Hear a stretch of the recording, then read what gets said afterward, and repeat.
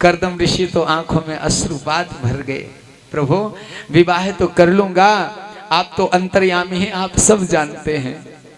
कौन सी चिड़िया किस पेड़ पर बैठेगी आप सब जानते हैं। पर प्रभु एक निवेदन है, विवाह तो कर लूंगा, पर एक बेटा पैदा होगा, मैं पत्नी और बेटे को छोड़ दूंगा, दोष ना लग जाए।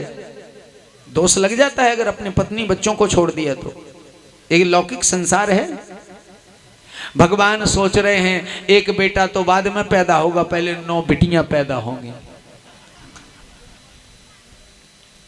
विवाह हो गया और पहली बेटी का जन्म हुआ, नाम था कला, जो मरीचि ऋषि को ब्याही।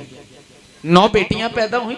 अच्छा एक बात कहें, देखिए बुरा ना मानिएगा, मैं निवेदन करूंगा आप सभी विद्वानों से।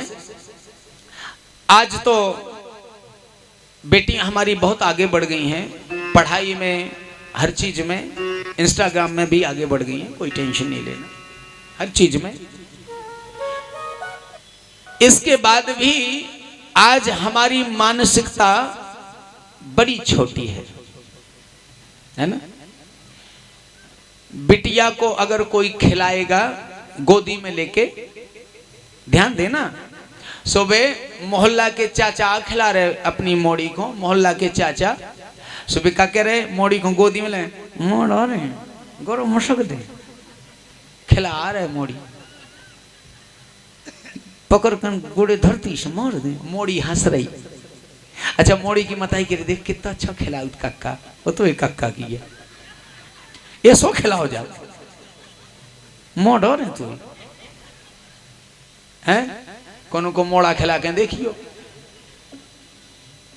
तुरंत वो कहते ये भी कक्कार है, पीता ले जाओ मोड़ा खिला, वो भी बुरा है खिलाऊ। अच्छा आज भी बिटिया के साथ, और बेटी उसके बाद भी हंसती है। ये है बेटियां जो एक कुल नहीं, 2 कुल नहीं, 3 कुल को तार देती हैं, ये बेटियां। एक बात कहूं, बेटों पर और बेटियों पर दृष्टि जरूर रखना चाहिए। बुरा नहीं मानना, एक बात बोलने वाला हूं। मोबाइल तो सबके पास होंगे, अगर किसी बेटी के मोबाइल में पासवर्ड डला है तो मोबाइल का सर्च जरूर करिएगा। बुरा लगे तो एन लग जाए, हमें फर्क नहीं पड़ेगा। बेटी के मोबाइल में काय का पासवर्ड बताइए। अगर बेटी का मोबाइल साइलेंट है, गौर करिएगा, क्यों है साइलेंट, गौर करिएगा बस, और हमें कुछ नहीं कहना। सीताराम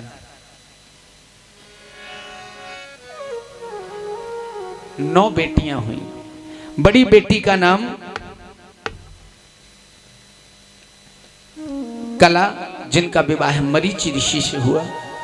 दूसरी बेटी का नाम सती अनसुईया, जो अत्रि ऋषि को ब्याही गई। इन्हीं की बेटी सती अनसुईया, कौन नहीं जानता। तीसरी बेटी जिनका नाम था अरुंधति, जो वशिष्ठ जी महाराज को ब्याही, राम की गुरु माता बनी। चौथी बेटी का नाम था श्रद्धा, जो अंगिरा ऋषि को ब्याही। 5वीं बेटी का नाम था हबिर्भू, जो पुलस्त ऋषि को ब्याही। और 6वीं बेटी का नाम था गति, जो पुलह ऋषि को ब्याही। 7वीं बेटी का नाम था क्रिया, जो क्रतु ऋषि को ब्याही। 8वीं बेटी का नाम था ख्याति, जो भृगु ऋषि को ब्याही। और 9वीं बेटी का नाम था शांति, जो अर्थवा ऋषि को ब्याही। 9 बेटियां, एक बेटा हुआ, नाम था कपिल देव। बोलिए कपिल भगवान की। कपिल भगवान। अच्छा आप और हम दीक्षा किसकी लेते हैं? किसी संत की, महंत की, ब्राह्मण की, विद्वान की। देवी देवहूति ने दीक्षा ली अपने पुत्र की, कपिल देव को अपना गुरु बनाया और बेटे को गुरु बना करके हाथ जोड़ करके प्रश्न कर रही हैं, हे गुरुवर, हे गुरुदेव, हमारे मन की 2 शंकाएं हैं, इनको पूरा करो। कौन शंकाएं हैं? बोली पहली शंका, बंधन किसका होता, मन का, शरीर का या आत्मा का? ये प्रश्न है। गुरुदेव ने कहा, मां आप तो स्वयं विदुषी हैं, पर याद रखना कभी आत्मा का बंधन नहीं होता, कभी शरीर का बंधन नहीं होता, हमेशा बंधन मन का होता है। इसलिए मन को कंट्रोल करो। बोले गुरुदेव मन कंट्रोल में नहीं होता, मन कह रहा है कि नहीं आज तो हमें 56 प्रकार के भोग पाना है, रसगुल्ला खाना है, मन इतना ज्यादा है हमें तो चाउमीन, एनीवे कुछ भी, मन इतना प्रभावकारी है, कह रहा है नहीं नहीं वो तो तुम्हें मेला देखने जाना, और हम मन के आश्रित होकर के उसी की करना शुरू कर देते हैं, और मन हमारा संसार में इतना फैल जाता है, समय कम रहता, मन की धारणा पूरी नहीं हो पाती, मन इतना फैला लेते। इसलिए बंधन मन का होता। मन जितना हो सके गोविंद में लगाओ। बस दूसरा प्रश्न किया, हे प्रभु कहते हैं संसार में इंद्रियों को वश में करने का साधन क्या है? बोले गुरुदेव कहते हैं, कपिल देव कहते हैं, मैया मन को, इंद्रियों को काबू करने का एक ही साधन है, प्रत्येक इंद्रिय में गोविंद का दर्शन करो। मिठाई खाने का मन कर रहा है, करे, मंगा लो मिठाई बाजार से, मिठाई मंगा करके खाना शुरू मत कर दो, फिर क्या करो? बोले एक तुलसी का पत्र डाल के गोविंद के सामने रख दो, अब वो मिठाई प्रसाद बन गई, आपको दोष नहीं लगेगा। मन की गति बदल दो। बंधुओं, श्री सुखदेव जी महाराज राजा परीक्षित को बड़ी सुंदर कथा का भाव श्रवण कराते हैं। आकुति देवहूति प्रसूति महारानी के जो जन्म हुए, आकुति महारानी का विवाह रुचि प्रजापति से हुआ, जिनके यहाँ पुत्र के रूप में साक्षात गोविंद यज्ञ भगवान बन के आए, जिनकी 2 कन्याओं से विवाह हुआ, एक का नाम था दक्षिणा और एक का नाम था स्वाहा। यज्ञ भगवान का विवाह हुआ, इसलिए यज्ञ में स्वाहा बोला जाता है ना। और बिना दक्षिणा के यज्ञ संपन्न नहीं होता। कोई भी घर में धार्मिक अनुष्ठान कराओ, बिना दक्षिणा के धार्मिक अनुष्ठान संपन्न नहीं होता। एक बात और निवेदन करूं, आपको दक्षिणा जो भी देनी है वो तत्काल यज्ञ मंडप में ही दे दीजिएगा। आप उपनिषद पढ़े ना पढ़े, चलो कोई बात नहीं, ना पढ़िएगा, आप तो गूगल कर लीजिएगा ना। आजकल सबसे अच्छा साधन है, सबसे प्यारा साधन है। मैंने नहीं लिखा गूगल में, जो भी मैंने नहीं लिखा, क्या लिखा? शास्त्र में लिखा है अगर दक्षिणा के लिए 1 रात्रि ज्यादा विश्राम कर लेते हैं तो दुगना देना पड़ेगा, तो धन दुगना देना पड़ेगा। महाराज आज नहीं है काल ले लियो, और काकर चनन को तो खेत या खोटत खात रहियो, चनन में ओख सही लग जाए। विचार करो ना। अरे हमें किसी का बुरा करना होता तो पावर देखो कितना, हमें किसी का बुरा करना है, मान लो हमें आपका बुरा करना है, हम क्या करेंगे? पहला तो हम इतने जोर जोर से गाई दें, अगर ऐसा डीजे लग जाए तो पूरे ललितपुर में सुनाई दे, और फिर भी आत्मा को शांति नहीं बने। सो कितने पहुंचे? कोतवाली साहब इतना मारो उनने, ऐसो तो मुंह बना ले जैसा सगो बाप। हो पिताजी सीताराम हो गई हुए, सो और बाबूजी इतनी गाय दी उनने हमें। अच्छा पत्नी से घरे के पैसा धरे कछु, कई मकाय को दूध के धरे थे, उठा उठा उठा दे तो थे, तो क्या करने सब हो जाए। कई माँ ज्यादा नहीं है, 1000 के हैं, एक काम कर बिछुड़ी उतार दे, उनको बुरा तो करने हमें, बिछुड़ी ना उतारे, एक काम कर मंगलसूत्र नहीं धरबो, अरे हमें सब से कह दे उन्हें 2 मिनट में। सो गए सो कहूँ ना कहूँ 10-20 हजार की व्यवस्था बनाई, और जब जे अपन जात किते उतई सो कागज, हाँ बाबूजी, सो बाबूजी कितने अच्छे बोला, सो पता हुई है सबको, हैं अच्छी बढ़िया बढ़िया कतवे, क्यों रे तूने कुछ नहीं कहा? बाबूजी हम तो कुछ कोई नहीं कह पाई, उन्हें तो 5-6 तमाचे ही मार दे, और ऐसे ऐसे आरोप लगाएंगे, बिल्कुल झूठे आरोप। और बाबूजी 10 जे हैं और 20 और दें, तुम तो कूच दोगे, बुरा करना ना।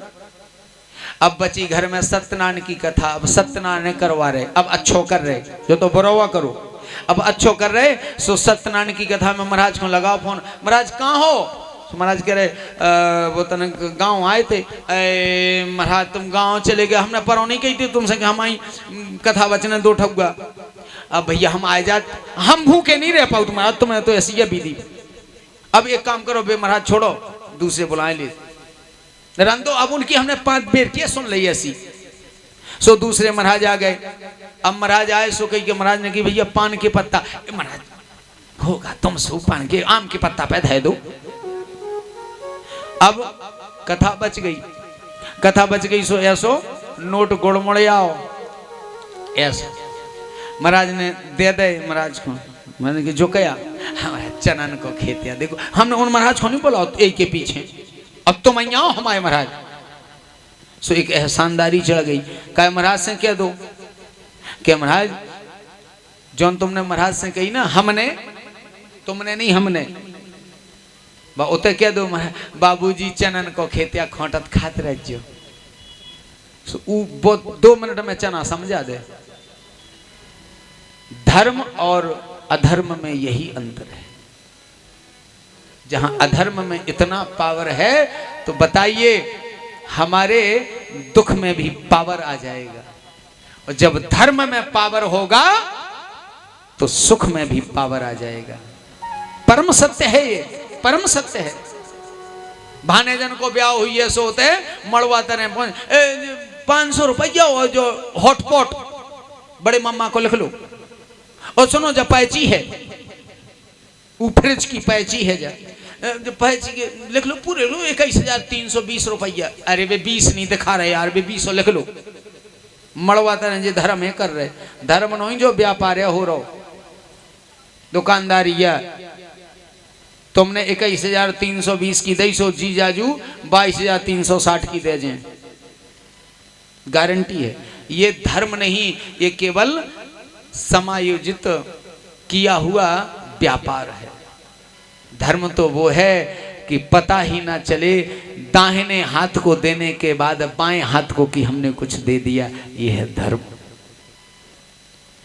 याद रखिएगा। यज्ञ का विवाह हुआ, आकुति महारानी प्रसूति का विवाह हुआ दक्ष प्रजापति से। जिन दक्ष प्रजापति के ये प्रसूति कौन है? मनु शत्रुपा की तीसरी बेटी बड़ी आकुति, फिर देवहूति, फिर प्रसूति। आकुति महारानी का विवाह हुआ जिनसे यज्ञ भगवान प्रकट हुए। देवहूति का विवाह करदम ऋषि से, जिनसे 9 बेटियां 1 बेटा हुआ। प्रसूति का विवाह दक्ष प्रजापति से हुआ। जिन दक्ष प्रजापति के 2 विवाह हुए, एक पत्नी का नाम था वीरणी जिससे 60 कन्याएं पैदा हुई, और दूसरी पत्नी का नाम था प्रसूति जिनसे 24 कन्याएं पैदा हुई। इन 24 कन्याओं में 15वें नंबर की कन्या का नाम था सती, और जिनका विवाह भगवान भोलेनाथ के साथ हुआ। बोलिए शंकर भगवान की। और भोलेनाथ का जब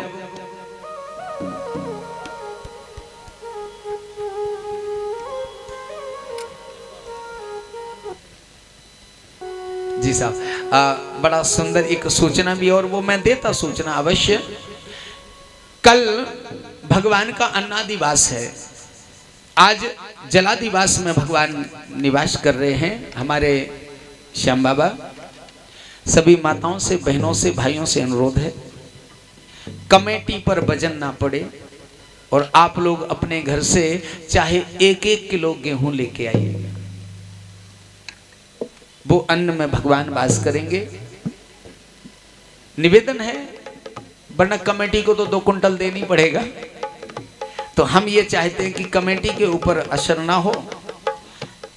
वैसे सप्त धान्य में वास करते हैं भगवान। सप्त धान्य का मतलब है गेहूं भी ला सकते हो, मक्का भी ला सकते हो, जो भी आपके घर में हो। हम कहते के 5 किलो खुदाई लेते आओ, हमें कहा चाहे 10 किलो मूंग लेते आओ, सांसों की सो। पर कल घर से अवश्य लेके आइएगा, जितना आपके घर से संभव हो सके।